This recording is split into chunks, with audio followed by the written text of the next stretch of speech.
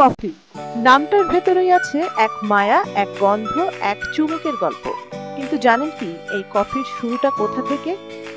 ইথিওপিয়ার কেফা নামের পাহাড়ি অঞ্চলে প্রথম জন্ম নেয় কফি গাছ। সেখান থেকেই নাম কফি বা ক্যাফা।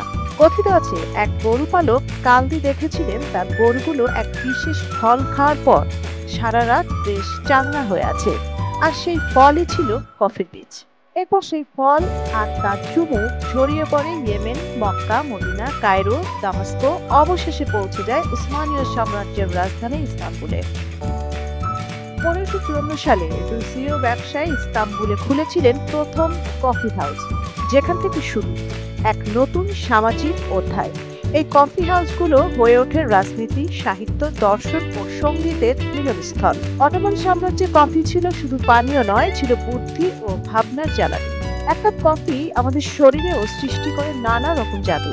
কফিতে থাকা ক্যাফেইন স্নায়ুতন্ত্রকে জাগিয়ে রাখে, ক্লান্তি দূর করে, মনোযোগ বাড়ায়, মাথা পরিষ্কার রাখে।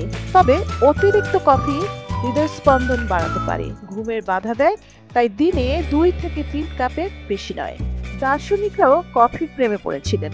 ফরাসি দার্শনিক ভলতেয়ার প্রতিদিন নাকি 50 কাপ পর্যন্ত কফি পান করতেন, আর কান্টের দিন শুরুই হতো 1 কাপ কফি দিয়ে। তাদের বিশ্বাস ছিল কফি মস্তিষ্কের চিন্তার আলো জ্বালায়। কফি হাউসই তখন ইউরোপের চিন্তা কেন্দ্র, যেখানে জন্ম নেয় বিপ্লব, বিতর্ক আর নতুন ভাবনা। তাই আজও কফি শুধু পানীয় নয়, এটি সম্পর্কের সেতু, চিন্তার সঙ্গী, একাকিত্বের সাথী, আর অনেক সময় অনুপ্রেরণার উৎস। সঞ্জিতা যুথি, সারা বাংলা।